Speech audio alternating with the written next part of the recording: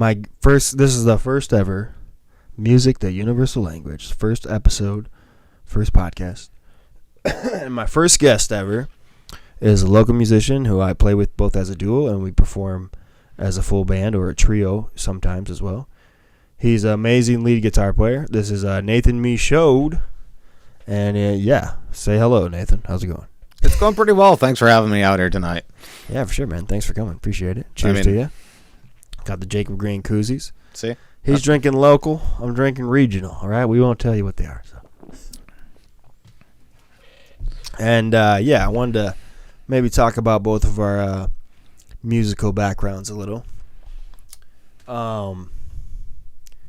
So, if we go way back, basically I've been somewhat involved in music in so many ways for a very long time. But it started as young as 8 years old, taking piano lessons from the old lady, making my mom happy till 3-4 months later you do the recital and she's like, oh yeah, you can quit now, you made it this far. So doing that whole thing, and then eventually had a really good friend he's still my good friend, but he's like a renowned violinist now, classical jazz, insanely good violinist, and he was one of my best friends growing up, so he got me involved into orchestra. And so I played violin in orchestra from the age of 10 to 15 years old. And I didn't really have much appreciation for classical music or learning by reading sheet music. It just wasn't, whatever. I was like a young kid and it wasn't very appealing to me. Now I kind of appreciate classical music more. And obviously I learn better by ear or even just kind of like feeling the music. Or like I always say, where I grew up and stuff, I was huge into 90s rap in middle school when I was in orchestra. So if someone would have just taught me the Gangsta's Paradise lick by Coolio on the violin, I might have had a whole nother appreciation for it, or learning it by ear, I would say. But, yeah, and then I was, when I was about 14 years old, I was corn tasseling all summer, picking the tassels out of the corn.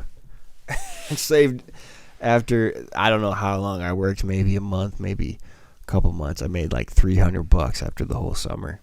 And I bought this red Raptor PV that's right above Nathan's head. That one right there. And it was like $310 with that and a little shit amp. And I think I got it in like August, and like by September I was just rocking power chords and trying to play punk music. We were into like Green Day and Sublime, Rancid type shit. Even Blink-182. I hate to admit it. Yeah, stuff that I was 14 at the time, chasing girls, whatever. Power chords. They were your best friends when you were learning. It's just the way. Hey, look, I can play guitar. Yeah, exactly. And then you go from there. And the thing is, if you can kind of like lock into that power chords like quickly, some people can't always get it. You can just roll with it and play like so many different things. It's like an easier version of everything. But that's what kind of punk rock. Yep. Really, and then if you can palm mute good, you're fucking set. Hell yeah. But we had a little punk band. It didn't last long. We did like 2 or 3 basement shows, and we did like a New Year's Eve show. That was like the big one. And we kind of sucked. But my buddy Matt, who's the awesome violin player, Matt Pickert, he was the bass player for the band. And, of course, he was just, like, better than me and the drummer by far. We were 3-piece. And he was doing, like, funky popping, slapping bass while I'm fucking rocking power chords and singing, trying to sing, like, I don't know, probably kind of like a Green Day thing. Like, wah, wah, wah. I don't know, whatever. It was bad. We were called Nifty. Nifty. So. And then, later in high school, again, I got back into hip-hop. I was experimenting with that, amongst other things. And also kind of like indie, rockish, techno kind of music. I don't know what the hell. It was experimental, for sure. To eventually, when I was 21, I bought an acoustic guitar. I started getting to more like folk, blues, bluegrass, Old Crow Medicine Show and like Robert Johnson and all sorts of just more roots music. And I used to be like a diehard show junkie, like I think in 2 years I went to like 300 shows, like 2 years, and I'm talking like if you include every show, like bar Yes. shows, and just going like every chance you get, going 3-4 times a week, you're broke as shit, but you just keep figuring out how to go. Oh, I remember those days. I used to have a was notebook. 20 or 21, yeah. Yeah, I was about the same age. I had a notebook that was just full, just so I could keep track. I have a lot of ticket stubs. Obviously, a lot of the bar ones you don't always get, and then of course Yeah. you lose some. But I have a whole case where, I mean, it goes back to, the high school days where I was going to see punk shows more, like, a Green Day, Goldfinger, Les and Jake, ska band. Yeah. I was into all that shit. And then let's see. Yeah, so I was 21 years old. I got an acoustic guitar. I was like, I've always just been into writing some form of lyrics or just original music. So even though I was horrible at singing and mediocre at playing my guitar, I had a lot of songs and things to say. So it Right. didn't really stop me from. By the time I was 22, I was already like going out to open mics and trying to perform. And then, then I got like in my hometown is Beloit, Wisconsin, a kind of rough town on the edge of Illinois. And we had a hometown band, and the guys I played with were called Green and the Grit, Jacob Green and the Grit. We were 5-piece at the time. The rest of the band, they were like really good at playing covers, like note for note, and like I was like good enough at singing them, and they would do anything from like Red Hot Chili Peppers to Sublime to like Zeppelin to even like Queen sometimes, and even like Rick James once, I think, Halloween show. And then I was always like, no, we got to do a good amount of originals, so it kind of turned into a 50-50 thing. But again, that was kind of short-lived, even though I still will get together with at least 3 out of 5 of those guys every time I go back to Wisconsin, and we still go under the grit, and we still have a good amount of originals. The songs I've been playing for like, I don't know, 9 or 10 or 11 years or something like that. And eventually moved to Milwaukee and lived there for 3 years. The last 2 years was in a band, River Water Tribe. We were kind of like acoustic punk or like bluegrass meets punk or some shit, like gypsy bluegrass kind of folk thing. Yeah, hybrid. Yeah, and We call it a hybrid. we had like, my buddy, he actually passed away, but he was a washboard player, so that was like a really different thing we had. And then we had like accordion player one time, probably 4 or 5 different fiddle players, a saxophone player, and then just like a bass player, obviously, and then me singing and playing acoustic guitar. But yeah, we built up a pretty solid local following, and even did a few tours as like a 2 and 3 piece going on the road. Yeah. And then even having like, we had a little Colorado tribe where it was like another fiddle player and a banjo player would play with us there because they lived there. Right. When we would go out there. And they had connections there. Yeah, exactly. And that was after that, that band, we'll still get together too with some of the remaining members and do our thing in Milwaukee when I'm back in the area. But after that band kind of like had a lot of opportunity and we didn't really do the next thing with that, that's when I was kind of like, okay, if I'm going to go solo, I got to go like balls to the wall, step up my game. And that's when I started the one-man band. That was about 7 years. That was like exactly 7 years ago. I guess I was 27 going on 28. And since then, the last 7 years, it's been my only job. I'm still pretty damn poor. And the first year, 7 years ago, that was definitely the poorest year. But, I also live very frugal, have lived on the road a lot. So, increasingly I've been making a little bit more money off it. And I'm really fortunate and grateful that it is my own job. It's definitely not easy, and you have to, take the responsibility of being your own booker, manager, promoter, all this independent stuff. That's kind of even what we're doing right now, just another way. Multiple different jobs, same face. Again, we're promoting we're creating like our own promo and or media, just kind of like we're creating an interview right now in itself. So hopefully some people out there find it interesting. I mean, I actually love reading or listening to interviews by musicians. Like, I know a lot of useless information about musicians because I study that shit, dude. Yeah. But so and that's what I've played all over this fucking country, and used to live in Northern California, Colorado, obviously Wisconsin. Now I've been in Vermont just over 2 years. Still playing music. Now I have a 2-year-old daughter, and here with my partner, and she's originally from Vermont, and we are in the Northeast Kingdom of Vermont. That is the northeastern part of Vermont. So, Vermont's like the northeastern part of the country. I already said this, didn't I? No, maybe. No. Take one? Yeah, maybe. No deja vu. And so we're in the northeastern part of the country, Vermont, and the northeastern part of the state, and they call it the NEK, the Northeast Kingdom here. And yeah, so I'm still doing my music thing, one-man band thing. I know I can't do the one-man band forever, but still do duo shows. Like I'll play with Nathan. He plays lead guitar, and do trio shows, full band. Nathan will also play. So, yeah, still doing my thing, and I'll have plenty of time to talk about myself and all the shit from the past anyways on here, so I'm the fucking host and whatever. So. Let's give Nathan a chance to talk about where the hell it all started for him in the music world. Music. Transitioning. Do. Anyhow. He's like, wait, it's on me? Shit. No, turn it off. Music. Pretty much from the beginning. It's just childhood memories. Grandparents played music constantly. It was the old country. Conway Twitty. Nice. Grand Ole Opry was on all the time. So I had that around me. My parents were kind of hippies. So there was classic rock going all the time. 60s or 70s, but we're both. Combination. Right. There's always that late 60s and early 70s. No, it was actually like 50s up through. Well, and see, my parents listened to those oldies.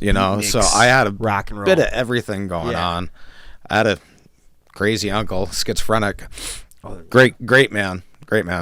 He played electric, acoustic, and keyboard. Not phenomenally well, but what he played was good. And you could see that he enjoyed it and he was happy. Right, and I think even sometimes, I can't speak for, schizophrenics, but I think it can be a kind of healing thing. Yeah, no, it is. Expressed. It is. That's how I've gotten this far. In the expression sort of thing. That's how I've gotten this far is for music. It keeps you sane. Do you recall any age, like when you started playing, or? Yeah, I started horn, trumpet when I was 10, like everybody else. Right. Played straight through high school. Probably should have continued on after, to be honest. So 10 to 18. Yeah. I did.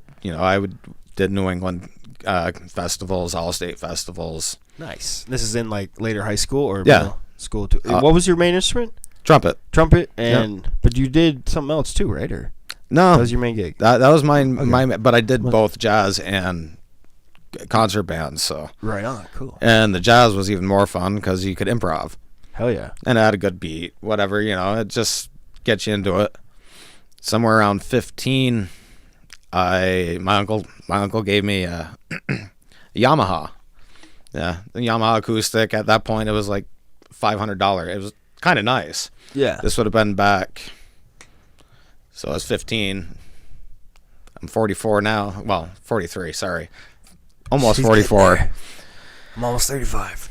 So I think it was 1990, 91.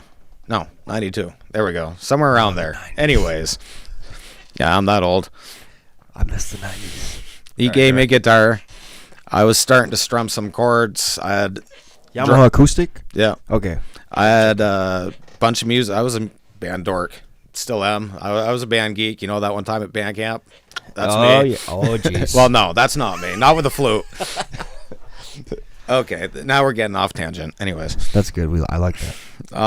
Where was I going? Oh, music. Just keep going in the chronological musical.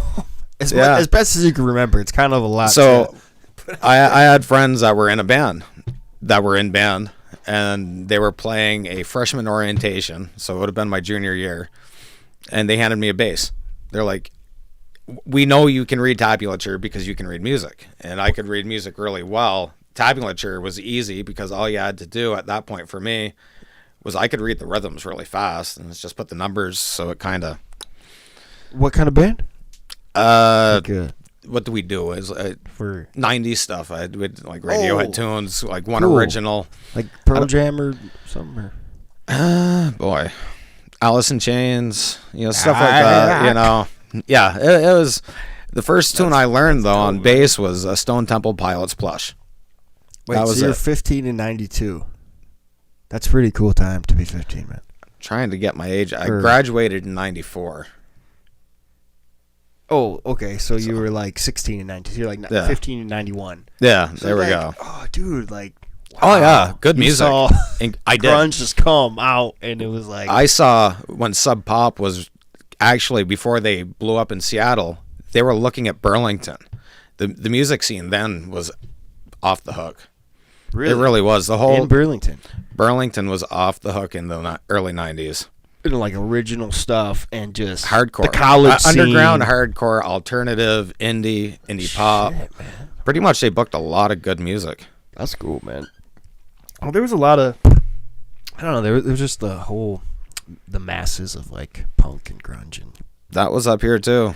I feel Big like time. it was like it came everywhere somehow. Like, yeah, I don't know, but continue. Yes, that's awesome. So, anyways, that's the first tune I learned. I did your normal, I guess. Played, and let's see, the first real band I was in was called Crate. It was from somebody picking on me because my name is Nate, and the only thing you could think of was Crate. It's like, dude, thanks for the band name, man. Right. Great. Anyways, we played. I mean, we did a few parties, whatnot. We were all original stuff, kind of like Smashing Pumpkins, Gish and Lull Time meets, I don't know, if you've ever heard of Sunny Day Real Estate. I know the name. Obscure 90s sub pop band. You might know the rhythm section better from the Foo Fighters. Okay. So what were the vocals like for this band? Oh, Nate. It's Nate or Nathaniel was his name. So it's kind of emo, but less scream and more sing. Like I don't know, who would you compare it to? Like as emo as like. I've never been able to compare them to anybody. Like, just have to check them out sometime. Like Smashing Pumpkins, but no. No. These guys were. He could sing. Right on, hell yeah. Crate. So there's something out there by Crate you could find on the interwebs, maybe. No, not on the interwebs. That one was something for Crate. No. Shit. I think my originals. After that, I actually sang in a hardcore band for a while. We played Burlington. Off and on, we had something going on in Newport. We were young, dumb. Still rocking bass. I started on bass and moved into vocals. Oh, just straight up. Shit. I fronted that. That's cool. I used to be scary, I guess. You know, like the gothic look and the grunge, the mix. Here, you just had the shaved head. Oh, right on. Even 20 years ago. Right on. So you were just hardcore in the Newport scene, you said? More Burlington, Newport, but yeah, obviously, yeah, okay. But there was a club, and I at Newport for a while. It didn't last long. It was a great thing. Interesting. I can see that happening. It was like a coffee shop. Oh, okay. That's all ages type deal. Yeah. But after that, I played in a couple different formations with some local acts like. I've played with Todd Prano. He's a local folk musician around here, off and on since I was like 20. No shit. And is he like your age, so like 20 years or? He's like 4 years, 3 years. Older, younger? 2. Younger. He's 2 years younger. There we go. So yeah, cool. So but still, you've been playing since he was like 20. Yeah. And so he's probably gotten better over the years, and he's awesome now. Oh yeah, we all grown and done our own things. Yeah, but after that, I settled down. I had children, and literally put my electric guitar away. Played acoustic fingerstyle for like 15 years, just at home for myself and my family. That's awesome, though. So how old were you when you had your first kid? 28.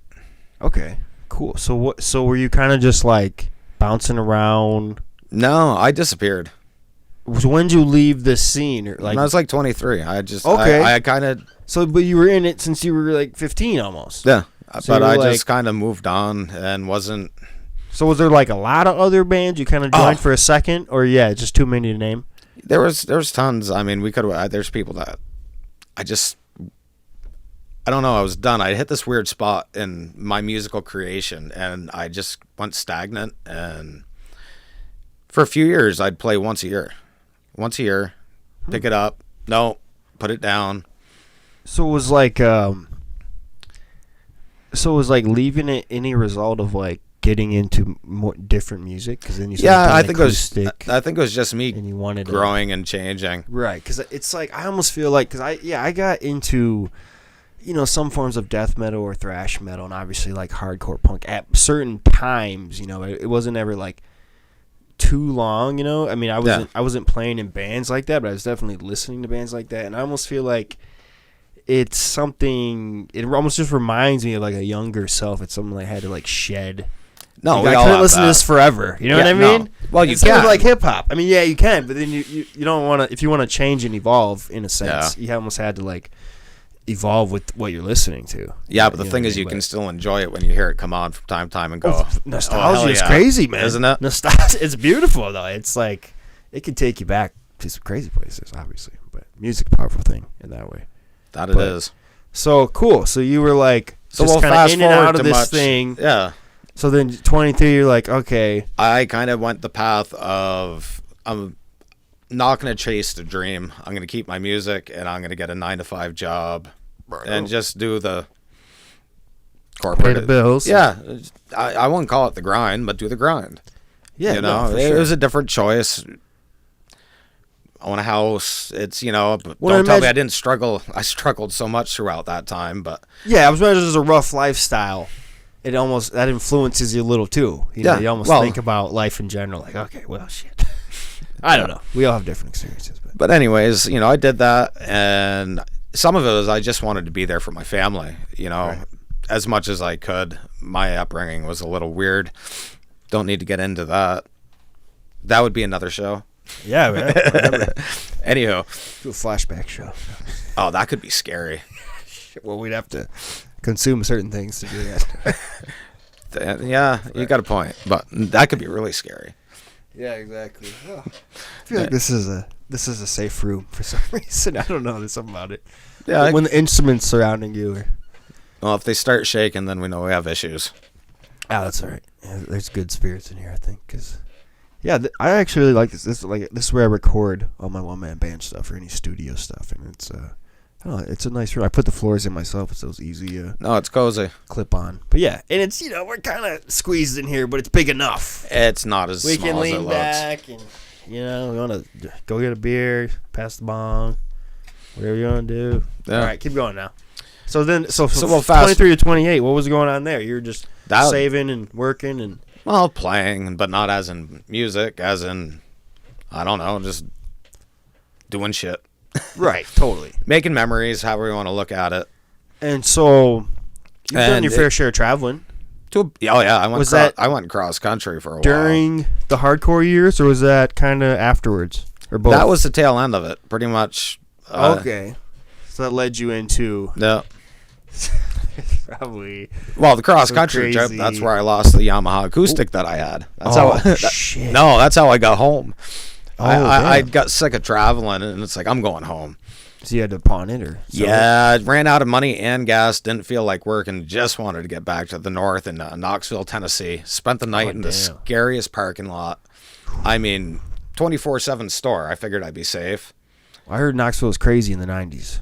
It was. They cleaned it up a lot. Has it? I don't. Oh, yeah, it's nice now. It's crazy. I've heard so many stories. That's crazy because I would never, at this point, really want to even go back there. There were so many pawn shops. It's like how they cleaned up Boston a little. Yeah, it's like that, but actually a little better. Damn. It's crazy, dude. I slept in my car in White Plains, New York, and felt comfortable in a freaking truck stop. Right.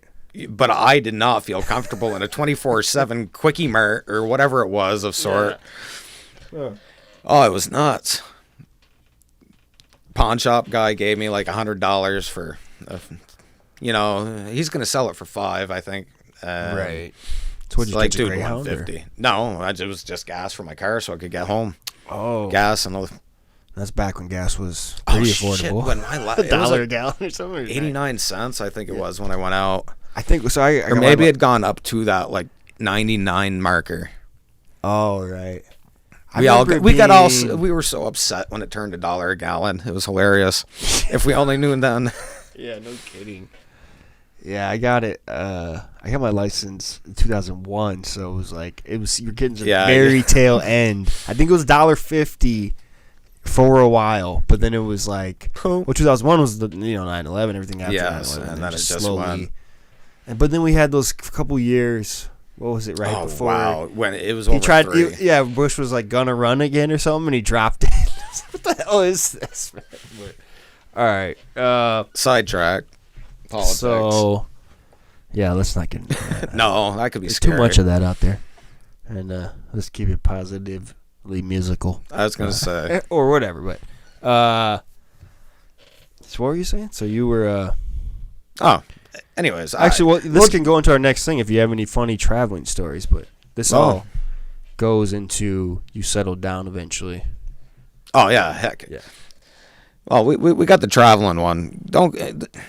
Cross country is fun. Don't get me wrong. It was definitely. And if you do it right, you can work less, play more. Right. You just live frugally. Mm-hmm. But yeah, no, that my first guitar pawned, and he's like, "You can come back and get it." It's like, oh my word! And it's like, no, I'm not. Yeah, for back. how much? Right? So, anyways, I get the money. I travel. I figured I was going to do it in 2-3 days. Yeah, 2-3. Started traveling, got in a good flow. Come into, I think it was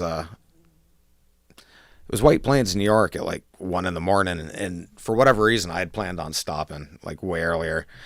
So it's like, no, I can't sleep in my car here, and I'm getting close to home. So I hop into Hartford, Connecticut from the route I was taking.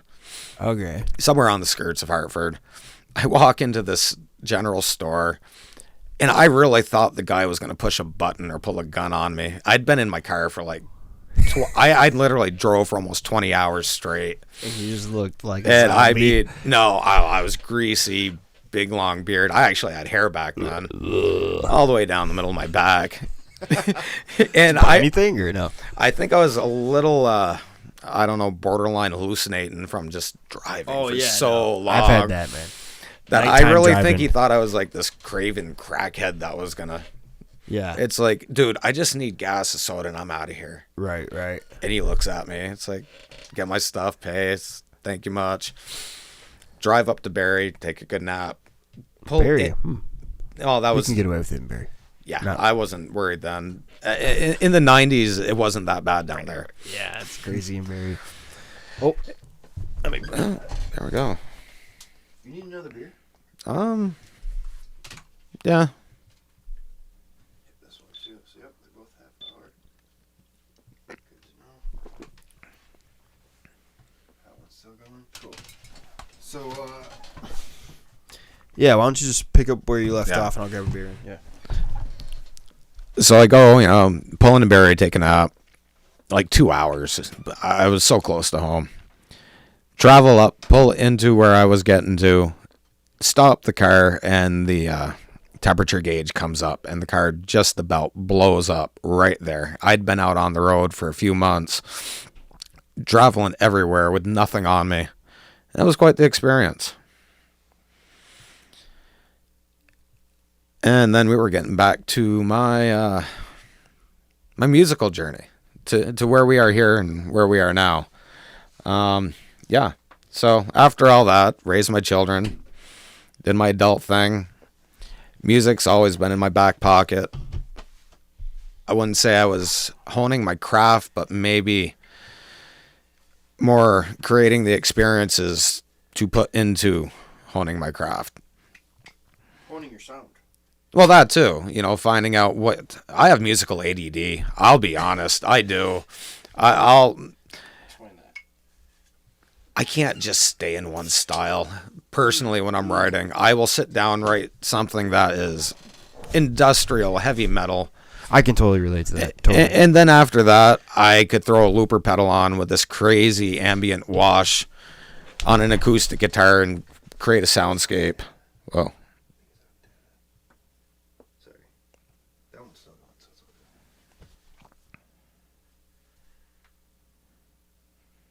All right, keep going. Sorry. You're into the multiple. Yeah. And after that, I might diddle with some old school fingered traditional picking. I love to finger pick, to be honest. I don't do it enough anymore. I'm rusty as all can be because I don't really do it. It's something you got to keep up with for sure. I play lead fingers, don't get me wrong, and I'm always using my fingers, but my Travis picking, and the more... You're doing more long bending notes with the lead as opposed to all these kind of picking steady. Yeah, which I love to do, but you kind of get good at one thing, and then you pull. For me, it's musical ADD. I'll mess around because I like the sound of it, or something's caught me, and then something else will catch my ear, and I will learn about that. But with music, if you don't continually imprint it, whatever it is you're learning, it's there but kind of forgotten. So you have to refresh yourself, at least for me. No, I can totally relate. Like I don't think I'm the master at. I play a lot of different string instruments. I don't think I'm the master in any of them. I just like get good enough at each of them to write a new song and then come back to them and slowly get better. So it's almost like that with style for you, which is a similar thing. You know what I mean? Because finger picking and lead can be completely different styles, especially with what you do. Right, but to be able to... So, during this whole time when I was playing by myself, that's what I kind of did, was I'd play lead and rhythm at the same time as much as I possibly could. Or melodic rhythm. I guess that would be a better way to call it, would be melodic rhythm, because I didn't have looper pedals or anything. That's fucking cool, man. Maybe it's a bad description, I don't know, but...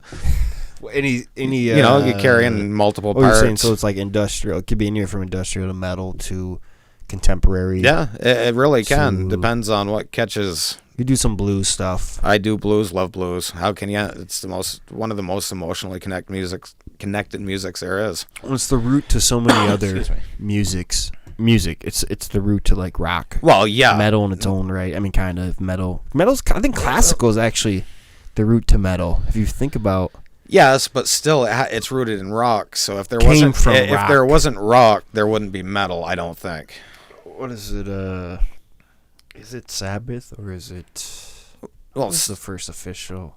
I thought it was. No, I thought it was Sabbath. I can't be saying doing music, uncopyrighted music licks with my mouth here. All right, so. Well, we get the point. So, so you chilled out. And I just grew. You had some kids at 28, and then how long of a break did you stop performing live? Well, I think 23 was my last show, and then my first one after that would have been 2009. So 11 years ago, or is it maybe like 10 and a half? So you're from 34. Yeah, I was about 34. So 11 years you didn't perform live? No, I didn't perform live or play with anybody. But then the last 10 or 11 years, give or take, you for a while you only played like once or twice a year with people like Pat Pronto. If I could get the occasional, you know. Cool. We'd play together. I actually recorded was it one or two songs for him? No, he has It Can't All Be Wrong single, two-sided single, and he did a cover of Wonderful World, and I played nylon strings for him. And that was kind of about the same time that I was starting to try to create again.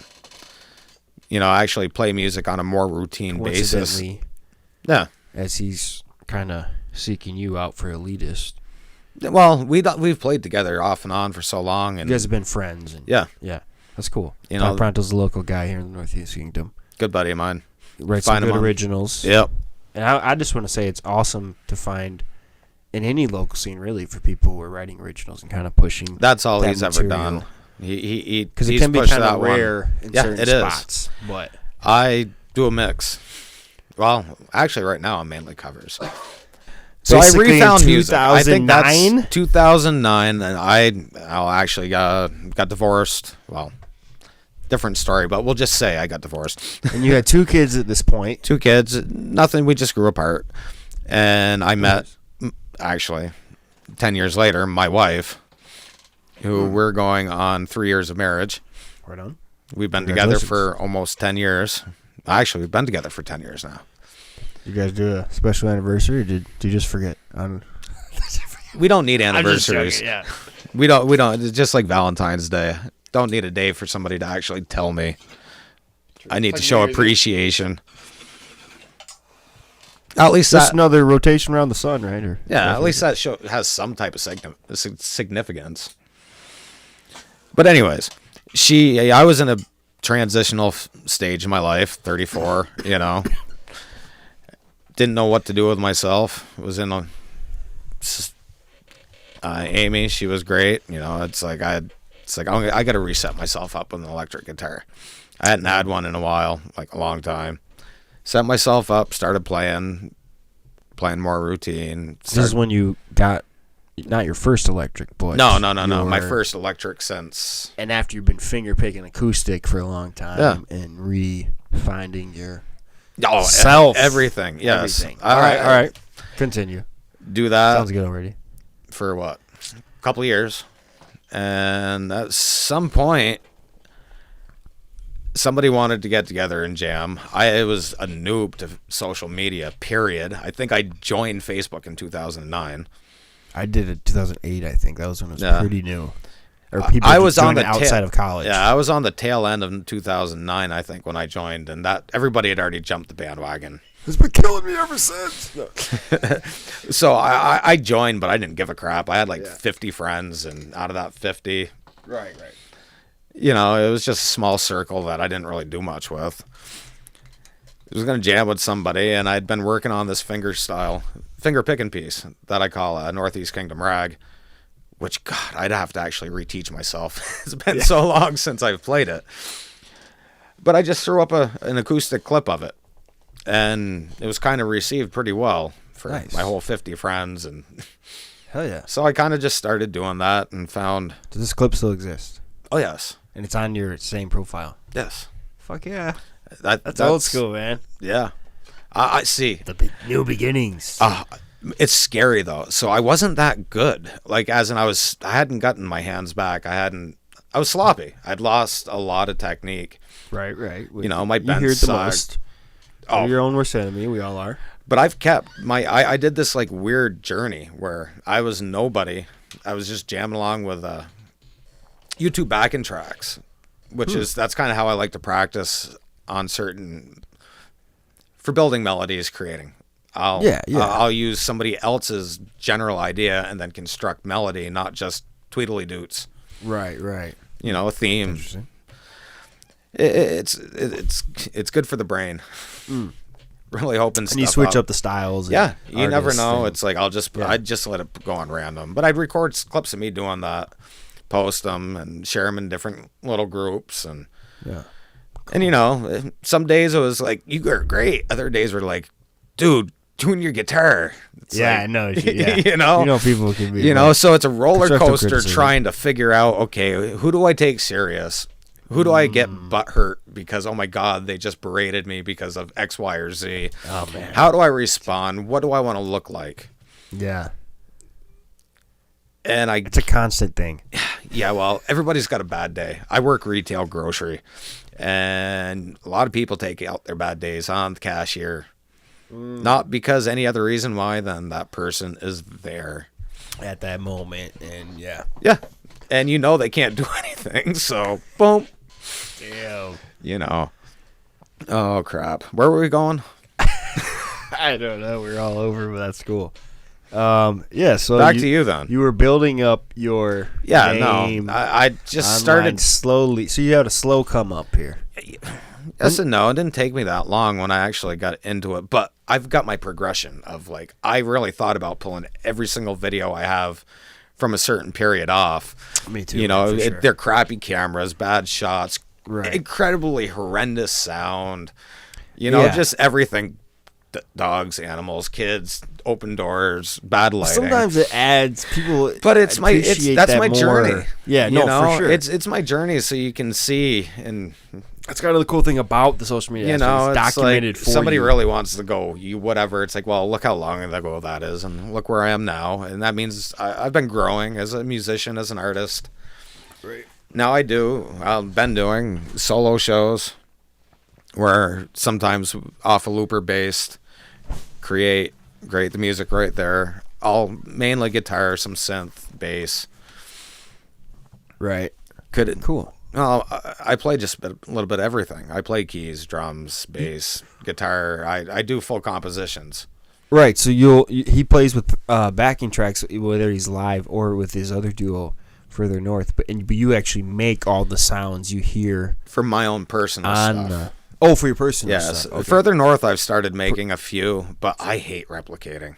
Right. So when doing covers, you use something that doing covers. There's a website that we can purchase a backing track that's mixable.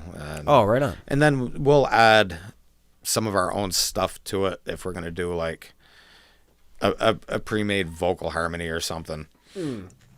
So we'll add in our own piece. But I have done a couple for us, and it's interesting replicating somebody else's music, like the whole composition, without having being able to isolate each track. Right, especially when you've kind of, maybe only focused on the guitar solo prior. Then you're like, oh shit, there's a lot to this song. But I did one where I had to listen to a 36, it wasn't even 36 seconds. It was like a 15 to 20 second clip because I could not isolate. All I could hear was the guitar solo. Oh, you couldn't get what everything else was doing. I couldn't. I knew what was going on, but I couldn't get the movement. It's like, this is getting stupid. Right. That's interesting, man. But still, but with any original stuff you do, which you do post a good amount, probably more, predominantly. Yeah. With your own page. I've been lazy on the social media. It's been rough here, so I kind of stepped back, been playing out and focusing on me a little bit more than. Right. Yeah. No, it's hard to keep up with this sometimes, and it's like it almost feels mandatory. And it's not that the people musicians. Are great. The people are great. You build a following. It's not a following. It's friendship with most of them. Oh yeah, totally. Actually, let me. I can dump that phone real quick. Keep talking. Let's keep rolling here, man. Actually, this could transition good into kind of talking about our own local scene, regional, whatever, and maybe any local scenes, which you kind of got into in the past. You also kind of lived in Massachusetts area and did. Yeah, for the beginning of the high school. No, I moved up here in 6th grade. Oh, I got you. So K through 6, I was down there, and then. So you're kind of going back and forth to like Burlington, Montreal scene in the hardcore days, or just Burlington? Just Burlington. I don't even know if Montreal. Oh, Montreal had a huge scene, but yeah, no. But eventually on the road from Burlington, kind of through that lifestyle. Yeah. Okay, so but the main the main local scene is our local scene here. Yeah, and we kind of have one. Kingdom of Vermont, for sure. No, it's flourishing for. We could touch base on that a little bit. How it's Well, it's nice to have it. It is nice to have live local music. We get to work a lot, like we really do. We can play anywhere from 3 to 5 to 6 times a week, like every week if we try hard enough and make good money. I mean, you got to hustle. And the funny thing is, I don't really sing during my own personal solo material. I'm just not comfortable with myself. I guess I haven't found my voice yet to the point. You've kind of you focus on more and your guitar skill. Yeah, and I'm a guitar player, and I don't know. I don't think every guitar player has to sing while they're playing. It's not that I can't. I do from time to time. I've got some decent songs with vocals. Not incredible. I'm an instrumentalist. I like to do the layers of sounds and. What's it like playing in a local scene though? Like I said, the guy passed out on you or anything. Experiences. Well, okay, so we're leading up to that. So we play out a lot, and as Jacob was saying, we all work quite a bit if you want to. That's the nice thing about the current scene. We're playing at a local pizza place in Orleans. Yeah, this Thursday. Was it a? No. Was it a? Play there quite often. Well, Jacob and I do play. We'll be there this Thursday, actually, and then back sometime. But regardless, so we're strumming away, and we've had decent people out on the dance floor. This is my other group further north. We do predominantly like classic rock covers, more on the 70s 70s, early 80s spectrum, I guess is the best way to put it. It's good old time music. People enjoy it. And that's why we do it. People enjoy it. That's part of kind of like the local scene here. Is that you know that style a lot? At least certain places, definitely. Yeah, and we try to bring a good sound and. Yeah. But anyways, we're jamming along. I think it was a Pink Floyd tune. And this couple that had been dancing all night, having a great time. And I see the husband go out the door. And then I see the wife and somebody else, and I'm playing away, and I look over, and it's like the guy looks like he's going to hit the ground, and he's not small. We've all seen this guy if you've been to enough bars. I think. Well, that's what it looked like. Right. That's really what it looked like. So somehow somebody got a chair out to him, and he hits the chair, and he's unconscious pretty much, and the chair is weak. And I look at Pete, and I'm like, dude, I roll the volume off, and it's like, I'm going out there. Put my guitar down. Take charge. Well, I think they were in their 60s, and the wife was in her early 60s. And if I'm wrong, they're going to give me crap if they see this. Anyways, run out, see what I can do, and ended up being he was having an allergic reaction to the red food dye in the chicken wing sauce. Wow. But we didn't know that at that point. Well, she said it had happened before. He was unconscious. Other things had happened. I wasn't exactly clean by the time we were done. Right. Took 45 minutes to get an ambulance there. The ambulance bay itself is a 1-minute walk from where we were playing, but they were all out on call, so we had to get another district come up. They finally come, get him loaded in. He's fine. It's allergic reaction. They gave him Nepi shot, some other stuff, kept him for the night. We walked back in, and they're like, can you guys... And it wasn't meant meanly. They wanted us to continue on playing, like, in tribute almost. Toothbrush. Hopefully. Anywho. Oh shit! But yeah, so it's like give me 1 second. I go grab a beer, pick up my guitar, and it's like, what are we gonna do? We ended up playing probably about a half hour, 45 minutes over that night, just because we knew he was okay, and the people there just wanted more, and it was fun. But it was scary too.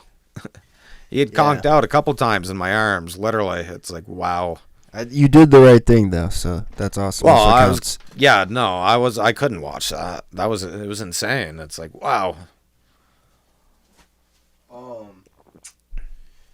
So you ever had like any crazy or creepy social media experiences with people online?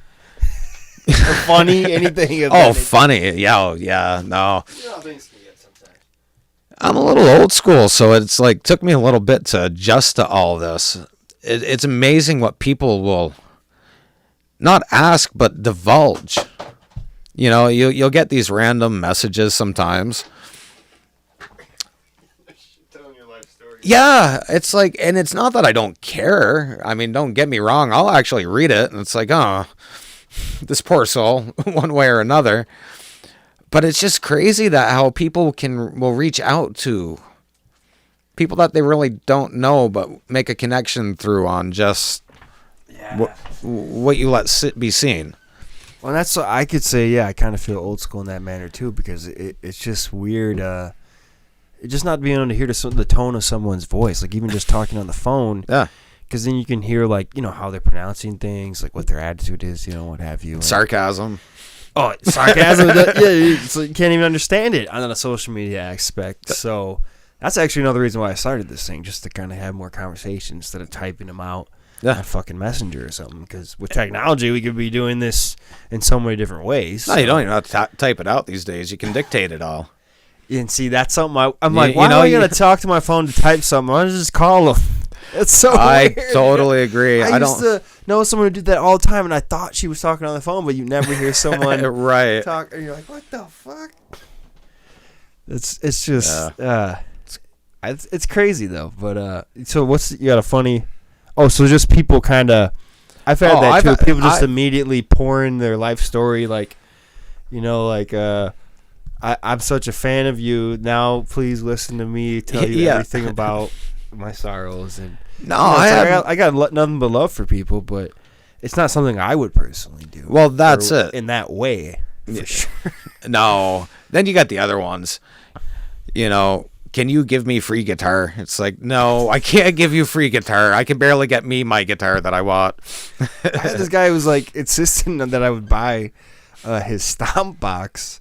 And I was just trying to explain to him that how it wouldn't work for how I stomp, and he just wasn't. He wouldn't even give it a time because I was actually serious. Like it made sense. The way I stomp is more. You know, on the other side though, aggressive, and I was just like, what the hell? Yeah, I've actually got a couple. I've gotten a few free guitars and got to demo a couple guitars as well, right? From different smaller companies, just for doing videos now.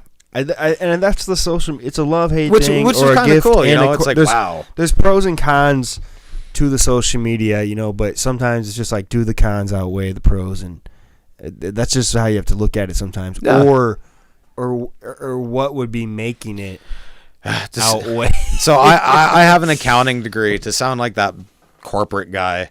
Oh shit! It's just a matter of the return on investment. So you're a good saver, huh? Your accounting degree? No. That means I'm good with numbers. He's good with numbers. All right. I'm good with numbers. Good with math. Most musicians are, hopefully. Well, that's how I learned guitar, to be honest. I mean, I understood music and notes, but It's like tablature, and it was just like... Yeah, but I kind of locked it into different keys, and from there, I learned backwards is what it was, and then I put the actual music behind the numbers at some point. Well, what's backwards for some is forward for others. That is true. That is true. But, yes, it's you know, I really like how we can get our music exposed to so many people, obviously online, and we're independently doing it, whether if it's sharing in groups or I'm kind of doing a more paying for some promotions. It's pretty minimal paying, but you have to do that aspect. You have to do it though nowadays if you want the traffic, if you want to build. I don't like the word fans. Build a bigger family, of sorts. Fan base, or however you want to call it, or just kind of. That's why I like even having like a group, because I have like I'm a member. Right, the Jacob Green Soul Folk, whatever the hell it is, Soul Blues Folk Rock group. Find that on Facebook and join that shit.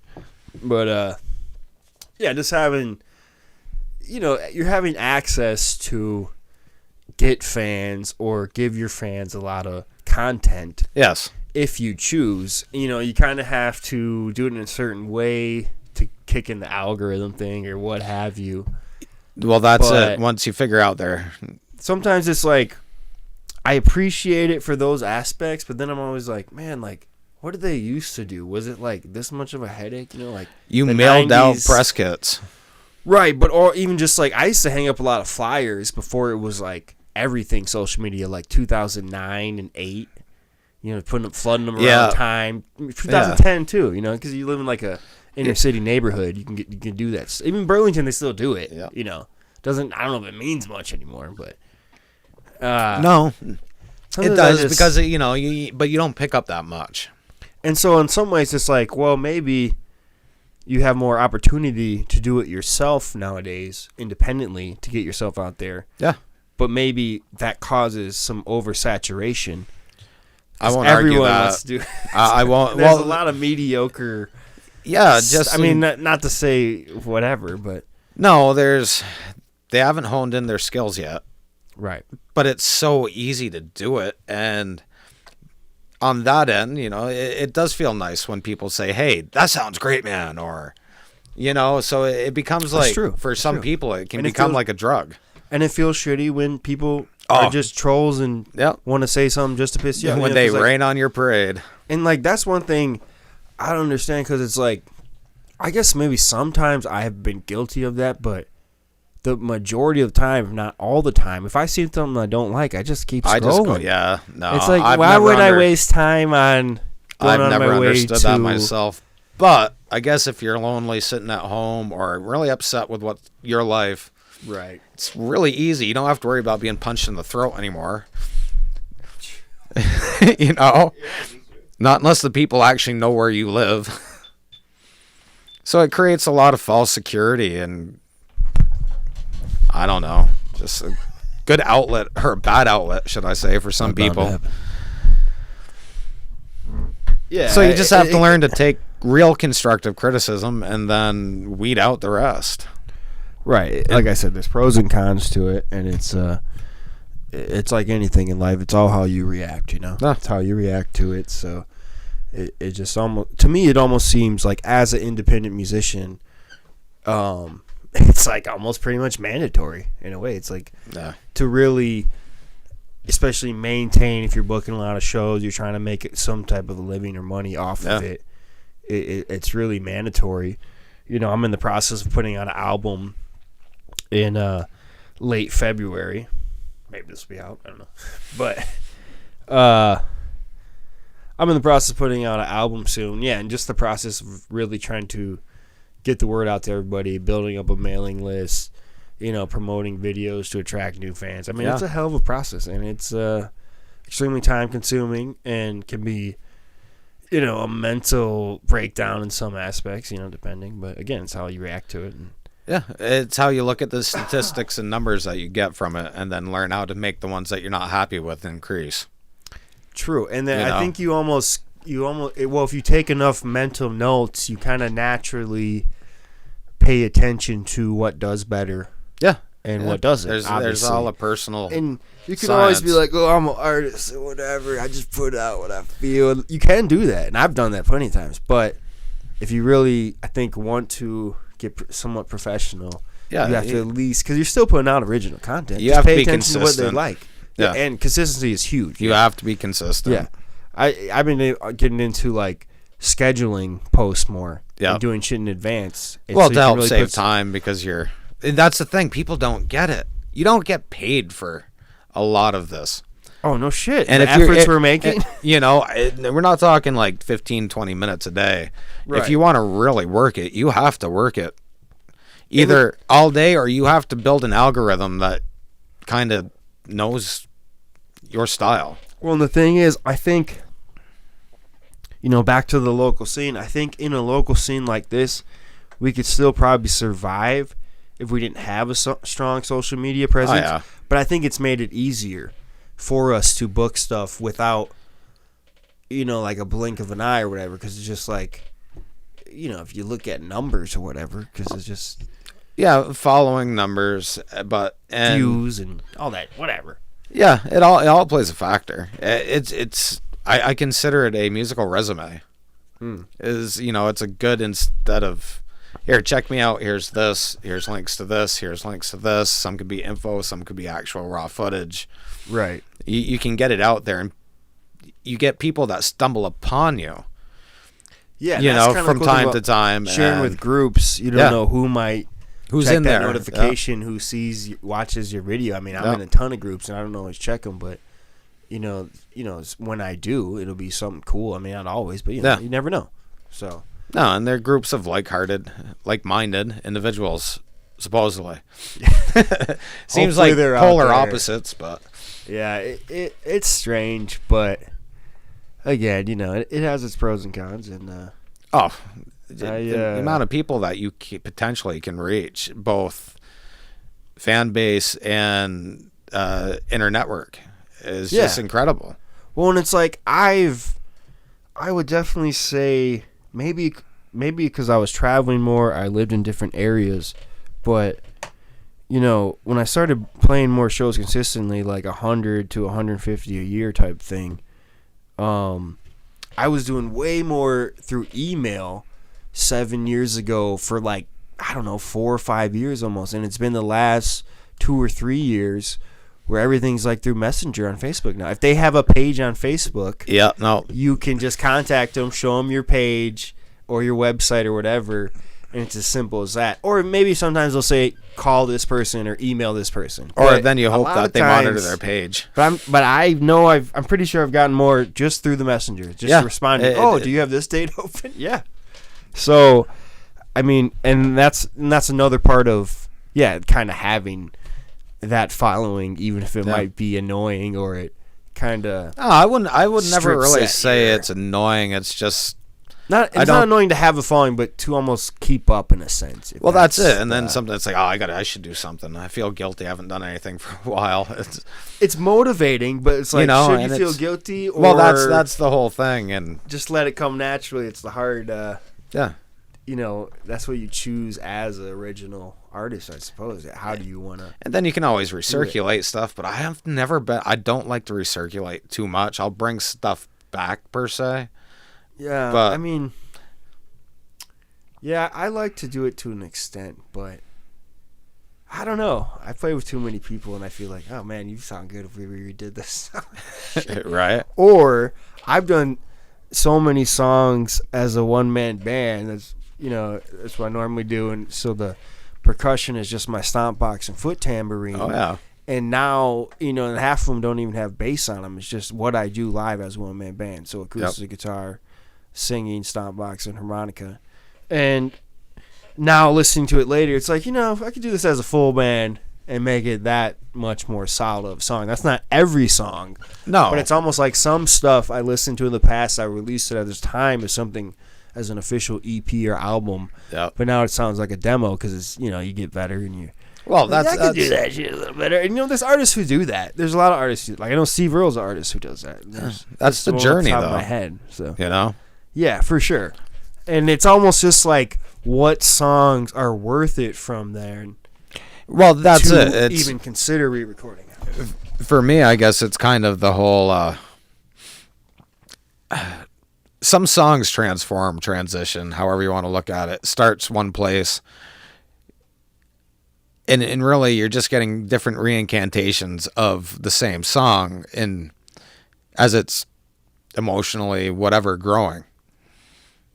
It's a matter of picking that point and go, okay, is this baby done growing, or are we going to work on it some more? And that's almost like the mystical thing about music. It almost, it's hard to decide when it is complete, or it can just like come back and give you a whole nother bring into a different direction. And maybe I should just redo this in a whole nother way. Like that could be really cool. But so what you want to do with it, like I always say, just props to anyone who's pushing original material, whatever it might be. Because it's it can be. I mean, it's difficult, to be honest. I see it. That's the other. I don't know the best way to put it. The availability to get yourself out there so much with the saturation makes it harder for you to stand out. And right now, I've noticed the music industry is pushing old band big. There's a lot of throwback. Covers of now. It's almost like 90s material or anything that's the 90s is making a resurgence. There's a bunch of reunion tours, and I love that these older. Then you got the Stones and the old classic rock guys that are still kicking around. Kind of left. They're all the 80s hair guys are retouring again. Oh yeah. So they're bringing back all these big names, flooding the venues, and not really looking for real upcoming new real music to take over. And well, and that's what I think. That's what I always say. Like, if we glorify classic rock so much, are we even going to like pay attention to who's carrying the torch for the next generation? They're not. That's what's going on. I mean, there's some. There is some. Don't get me wrong. There's artists, but it's almost like. But the movement's kind of. It's almost like even the artists that you might consider carrying the torch, they almost have to like at least put out some material that's polished to even fit into that mainstream. It's not like so original of the 70s and 60s. No. Like, if you could say, maybe this is crazy, but you feel like Gary Clark Jr. You're familiar with him. So like, if you could say he's almost like carrying a torch of Hendrix, not just because he's black or whatever, because he has the blues thing, he's doing a psychedelic thing, he has a message and conscience thing,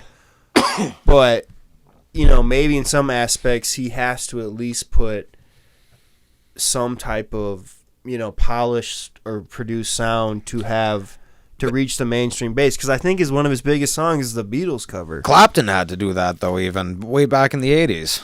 Yeah, but and that's the whole trip about, like, how we appreciate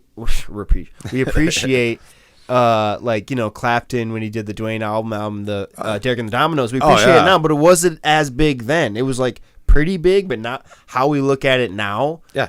Like, was that mainstream then? I think it was more like no following style. Yeah. And we're just like, we just group classic rock into this big clump of like late 60s to early 80s. Now it's almost, well, now you can say now it's the stuff I went into high school with. They're playing Sublime and Nirvana and Pearl Jam I know. on classic rock stations now. I guess it's fucking it blows my mind. Over 20 years. So, no, it's 20 years right about now. So yeah.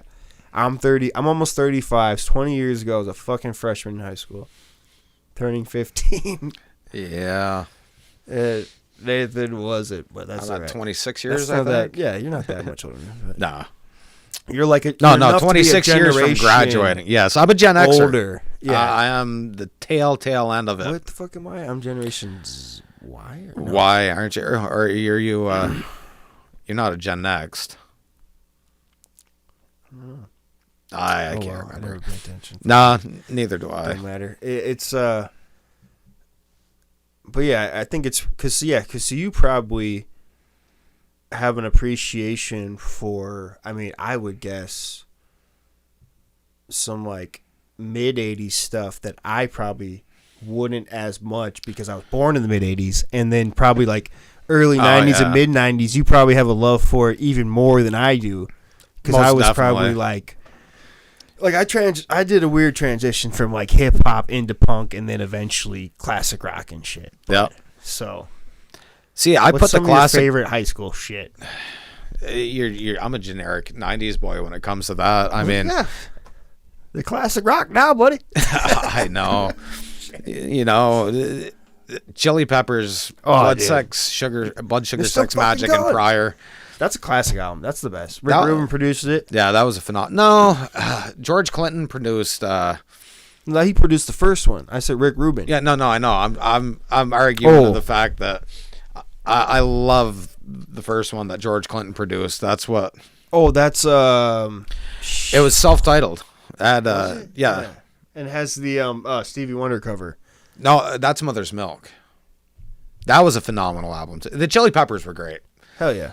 You know, we'll just leave it at that. I didn't like the Navarro album too much. No, but I said, yeah, no, they went through their journey just like. But they're still fucking rocking. Yeah, I know, and they're just getting Fertucci back, and however you pronounce his. I think they're definitely like a very original sound.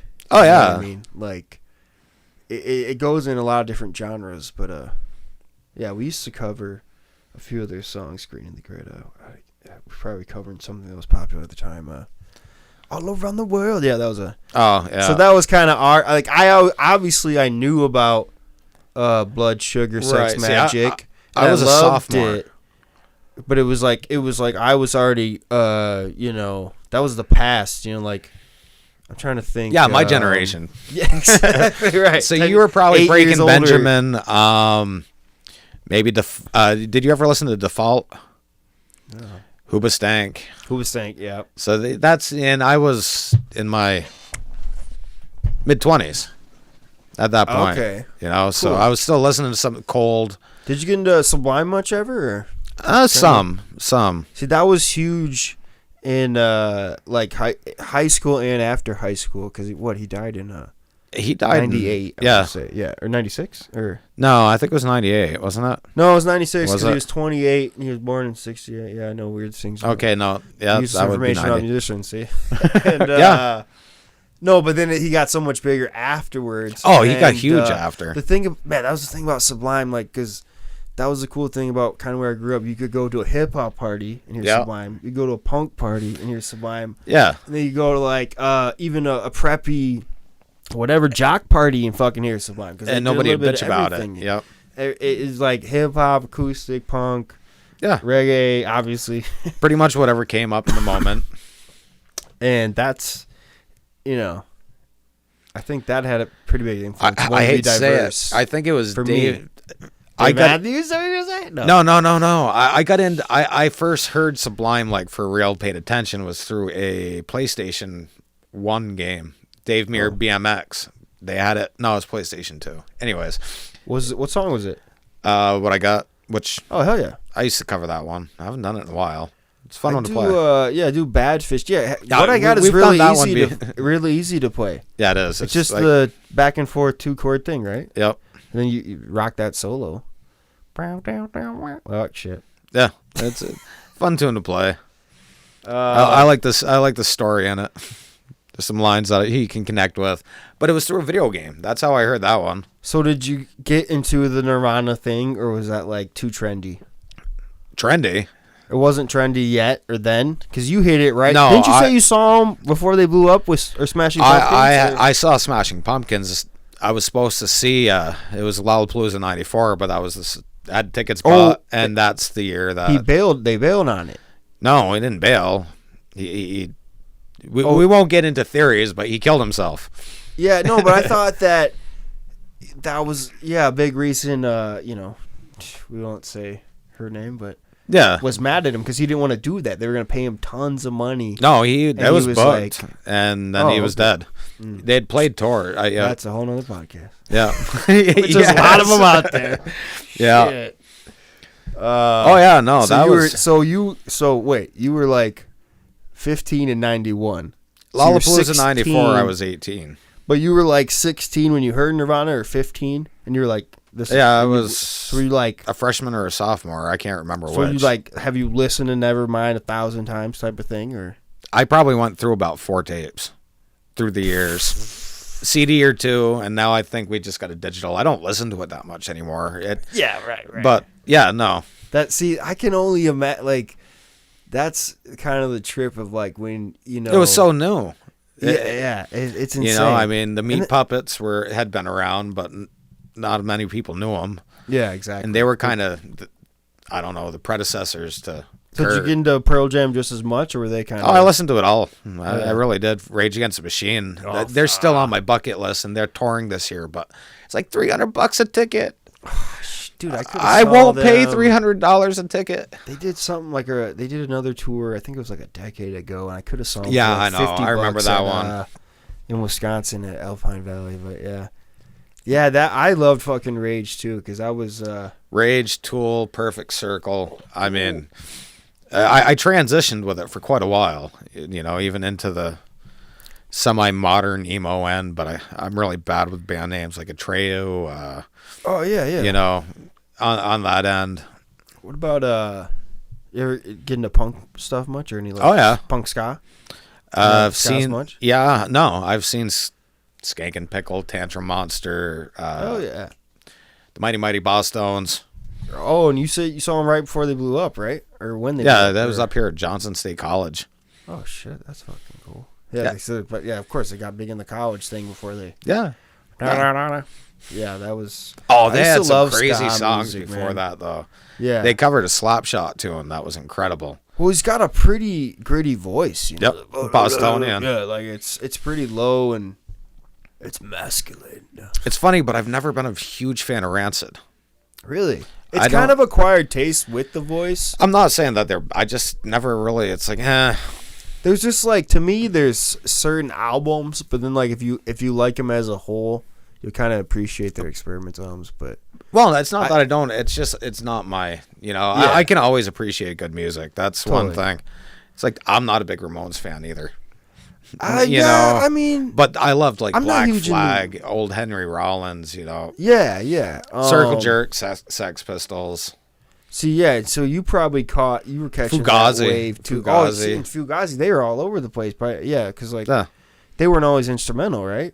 No. Yeah, see, by the time I heard them, they were instrumental. Yeah, no, they. And, no, I mean, like No Effects, or listen to them, or they were kind of later too. I almost think I might have saw them. See, I've seen them once. I think I saw them once somewhere. I can't remember, but yes. Yeah, then I got into like Stabbing Westward, the different spectrum. Moved into industrial a little bit. Like Nine Inch Nails? KMFDM. Oh, yeah. Ministry, yeah, okay. Cool. White Zombie was okay, but they seemed to be on the metal spectrum more than the industrial for me. It wasn't bad, but... Right on. But yeah, no. I mean, so have you dabbled with? I've created some. What kind of like drum machines we talking here? God, my first one was a Roland, this little thing. I mean, literally this gray thing that had a few pads on it and a few numbers and the screen. It's like it took me like months to figure out how to get boom chicks on it for a minute. I've got an old, but once you figured it out, it's like, oh, okay. I had an old school Fostex 4-track. Huh. So if I needed multiple, I would do like 4 tracks, bounce them down. Oh, right. So you can the old like 4-track trick. 16 at most. I did a 30. No, I did a 32 track song through bounce downs once. And that's like. I mean, it lost sound quality each time. As I was saying, mixing on that level, you're like, oh, I could get a little bit I was more also there. sampling from the TV with the Sega Genesis sound effects from RoboCop, the video game, for actual gun noises. That game. That's awesome. I mean, that's how you did it before you had DAWs and just shit you could download. Yeah, it was. You had a 4-track and you pushed the limits as much as you possibly could, and you learned. Even if it sounded like crap, you made it sound better than it did when you originally recorded it all. Right. Totally. No, I mean, I used to do a lot of mixing. Like, I got I think I was like in 7th grade or something. I was 12 or 13. And I got like a karaoke machine. It had 2 tape decks and a CD microphone player and a microphone.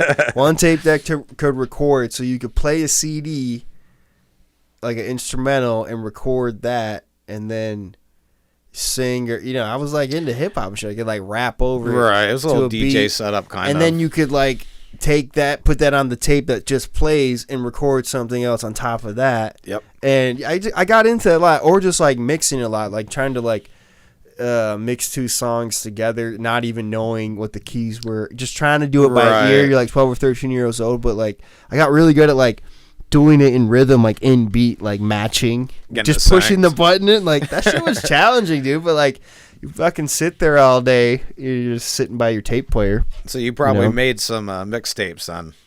I did, or but was they that never, on his way out?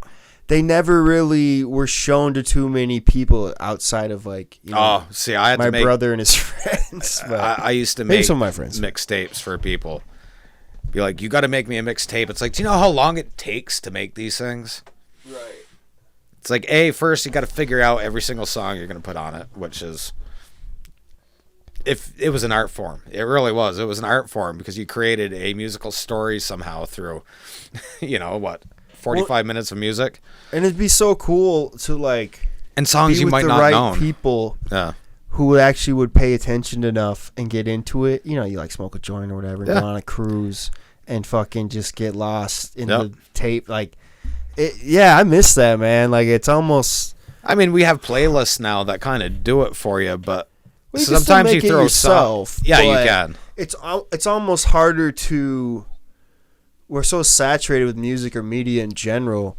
It's almost like harder to get that connection with people. Like, hey, listen to my 10 playlist. No, listen to mine. I know. Listen to both. You gotta like mine first. All right, pick your top 5, bro. We're going. You're fine, my fault. But I mean, I think that's just that's another fucking powerful thing. It with is music is how it just like makes you almost feel more connected to people because you're like, I feel it like you do. Live, your first real concert experience, even if it's a small one, you just like that's what some of my songs were basement shows. And like getting into a mosh pit at a basement show, and there's only 20 people in the whole fucking party, like, and everybody's bleeding. Yeah, exactly. You're going balls to the wall, and it's just like, just for hearing, like, who knows how shitty the music was if you can't even remember, but just hearing any sort of live music, you're like, that's what I live for, man. So it's cool, man. And then I think that's probably how you end up doing it later in life as some type of profession, because at a young age you had some type of like love for it. That was deep. The shit's deep, man. Shit runs deep. It does. Going back to my middle school gangster ways, and I got to see the Wu-Tang Clan once. I saw them too, actually. Yeah, when did you see them? You probably saw them way better time. 2000. I think I saw 2000. They were opening for actually I think it was DMX and Redman that were supposed to be opening for Limp Bizkit.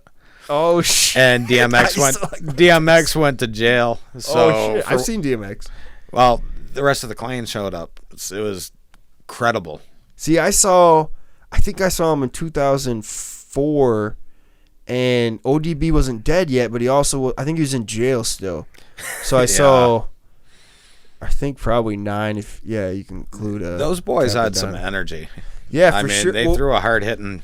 It's funny. I saw him this place in Milwaukee, and they get a lot of big bands, but I just remember Method Man. He's like, "Fucking sound system sucks." He threw the fucking mic on the ground. He's like, "Fuck this." It was at the very end of the show, but I saw DMX at the same place, not only he played like almost 2 hours later than he was scheduled, he only played for like a half hour. And he's like, I gotta go. The cops are coming. I think he's on those hard substances. Well, maybe not now. I don't know. DMX, I fucking loved DMX in middle school, man. I was like, I wasn't into 12, it really. 13, I kind of went to a school like that. It was, like. By the end of middle school, that was a big kind of movement back at that time for sure. I imagine so when I was getting out of school is when that movement was really hitting hard. Before that, so what you had was like LL Cool J, the original, not current. Yeah, exactly. Well, there's that in between too. Well, yeah, and then you walked into like Will Smith, the BC Boys. I saw them back. Still love Beastie Boys. They were incredible live. Incredible. And they do everything, right? They rap to the beat. They play the instruments. They do in recording. Oh, they didn't do it live? They just they bounce around. But at bigger shows, I've seen them do all of it later. They will, but yeah, they would pick up a guitar every once in a while, but not like all Sabotage or Gratitude or something. Yep. Yeah. But they put on a great show. They really did.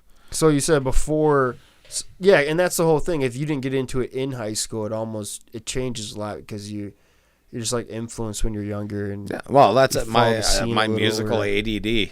I used to love playing jazz trumpet and concert band. To be honest, right compositions were incredible. So I like classical. I like jazz. I like punk. I like hardcore. I like metal. I mean, list goes on and on. Right. I like old traditional roots, Americana. Fuck yeah. And I like to play it all. Or at least dabble. Let me rephrase that. I like to dabble in all of it. Well, I think there's something to be said about, you almost, maybe you're more open or you like more diverse genres if you have a desire to learn them, in a sense. I don't know. Yeah, well, something catches your ear, and even if it's... Like, could I play that? Yeah,